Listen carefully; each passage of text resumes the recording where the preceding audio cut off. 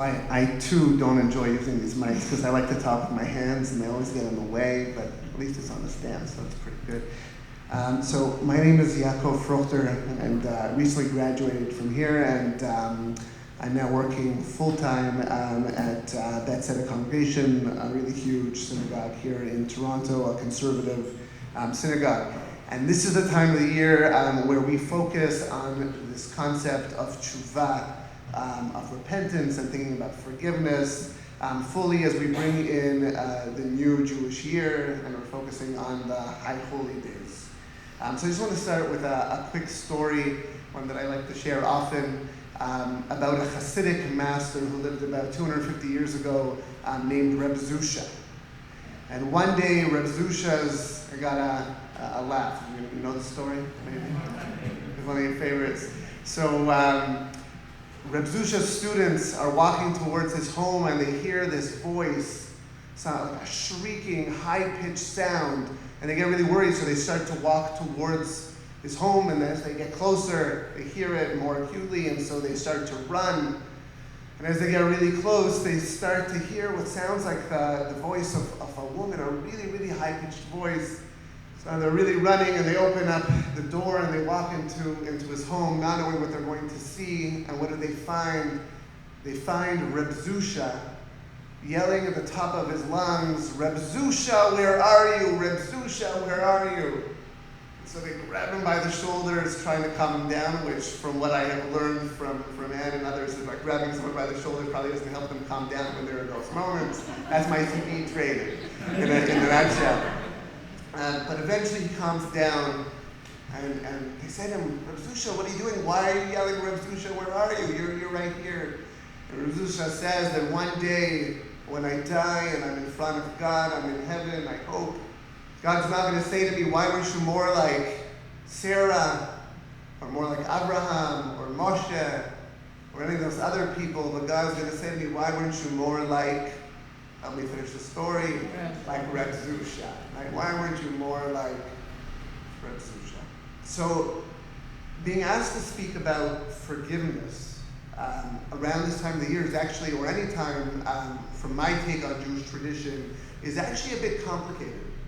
Because especially when we think about the Torah and many of our traditional sources, they don't actually focus so much on the importance of forgiveness as much as on the act of asking for forgiveness. Not so much the responsibility or the impetus, which is certainly there, and it's seen as a virtue to let go, and all the pop psychology that we want to bring into this discussion, but how it makes us better today, which we know is true. But the focus is more on the other side of it, on the action of what it means to try to fix relationships with others. What I love about the Reb Zusha story is what it focuses on is really this idea of figuring out who we are in the world, of figuring out the path that we are meant to walk on. Although I believe that there are many just and righteous paths, that we're always struggling to be on one of them, or to find one that works for us in this moment, and to try to return to that. For me, that's what this season is about. And so we think about, I would say, three primary relationships. One is our relationship with ourselves, our own destiny, our own responsibility in this world, and the way we see ourselves and the gifts that we have and the way we use them. The second one is what is referred to as Ben Adam L'Chavero, between an individual and their fellows, really between human beings, and our responsibility to reconcile our differences and to try to, especially when we are wrong, to try to make up for it with others.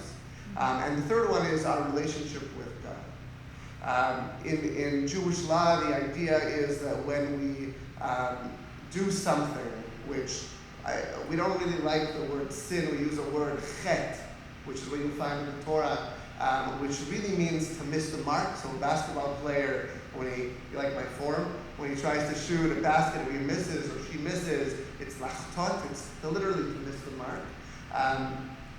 And so we want to try to do better next time. And so when we do something to cause pain or harm, either with our words or our actions, to another human being, it is not enough to ask God for forgiveness. And even though Yom Kippur and the time of atonement might help with lots of it, without asking forgiveness to the person who we have wronged, we haven't really done anything. And even if we change our ways and our behaviors, but we don't take that step in terms of asking for forgiveness, then again, we haven't taken the step forward that we need to take.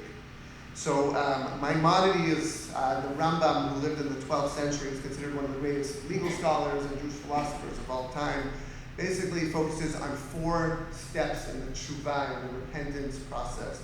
And tshuva, which is our word for repentance, comes from the word lashuv, which really means to return. And so the 4 steps are to recognize the improper action. Secondly, to confess, to verbally confess, actually say it out loud, both to God and to the person that we have harmed. To regret the action and to evaluate it and to understand that it is negative and to feel that shame. And the 4th one is to determine to never repeat the action. And the Rambam explains that when we know someone has done complete tshuva, complete repentance, is when they are in the exact same situation with the same ability to cause the offense again and makes that active choice not to. And so even in saying this, although someone in their heart has to feel that this is what they're committing to, we know that we're just human and we're going to make mistakes.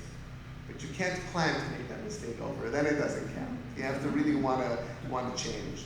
So I believe that the Torah is actually full of stories. In fact, I think the entire Torah is a story of trying to return, of trying to do tshuva, of the children of Israel, the Jewish people trying to do it, individuals, whether it's Jacob wrestling with himself over and over again, trying to figure out how to reconcile with his brother, even though he felt like he was following, his mom's demands and wishes, but struggling with that. We see the story of Joseph and his siblings. And one thing to just really highlight over there is that we know that when he finally reveals who he is, they all weep together. And we believe that this is this amazing moment of reconciliation. But we actually come to find, right? And so there's the action. What we don't hear from Joseph in that moment are the words, or the brothers don't get really the opportunity to say, I'm sorry. They don't do that. And Joseph doesn't say, I forgive you. What he does instead is Joseph acts, right? And he allows his father and his siblings to have this great space to live in and to have good, fulfilling lives. But once their dad, Jacob, dies, what do the brothers do? They come and they fall before Yosef and they cry and they actually make up a lie that our dad wants you to continue, first of all, to forgive us and to continue to care for us, which is not what Jacob says at all, right? And the reason is because there was never true reconciliation between them. And it only comes when, as the Torah says, that Yosef diber al liban, that Joseph actually speaks to their hearts and says, it really is okay. One thing we do see, though, is the reason that Joseph is able to forgive them is because he notices that Judah and Yehuda acts differently, right? When Benjamin might be taken away and imprisoned, Yehuda says, no, we're not going to let this happen again to another brother. So he sees that change. But the words, the confession, and that moment of forgiveness really never takes place until the end. I just want to end with words which are not mine, but Elie Wiesel's, the theologian, Holocaust survivor, teacher, and I would actually call him a really great, being in this place, Daniel College, where I learned this language, a really great protest theologian, where he was able to maintain his faith and relationship with God, but at the same time continued to argue with God and even puts God on trial in one of his books. He writes this and it gets published in the New York Times in 1997 on Yom Kippur, on the Day of Atonement. And this is what he writes, literally a prayer to God. He writes, Master of the universe, let us make up. It is time. How long can we go on being angry? More than 50 years have passed since the nightmare was lifted. And I'm only reading parts of it because it's quite long and I don't have time because the fingers are going up. And he writes, does this mean that the wounds in their soul have healed? They will never heal. As long as the spark of the flames of Auschwitz and Treblinka glows in their memory, so long will my joy be incomplete. But what about my faith in you, Master of the universe? I now realize I never lost it, not even over there during the darkest hours of my life. But my faith was no longer pure. How could it be? It was filled with anguish rather than fervor, with perplexity more than piety. In the kingdom of eternal night, on the days of awe, which are the days of judgment, my traditional prayers were directed to you as well as against you, Master of the universe. What hurt me more, your absence or your silence? In my testimony, I've written harsh words, burning words about your role in our tragedy. I would not repeat them today, but I felt them then. I felt them in every cell of my being. Why did you allow, if not enable, the killer day after day, night after night, to torment, kill, and annihilate tens of thousands of Jewish children? Why were they abandoned by your creation? These thoughts were in no way destined to diminish the guilt of the guilty. Their established culpability is irrelevant to my problem with you, Master of the universe. In my childhood, I did not expect much from human beings, but I expected everything from you. Where were you, God of kindness, in Auschwitz? Auschwitz must and will forever remain a question mark only. It can be conceived neither with God nor without God. At one point, I began wondering, it's the last two paragraphs, I promise. At one point, I began wondering whether I was not unfair with you. After all, Auschwitz was not something that came down ready-made from heaven. It was conceived by men, implemented by men, staffed by men. And their aim was to destroy not only us, but you, God, as well. Are we not think of your pain too, watching your children suffer at the hands of your other children? Haven't you also suffered?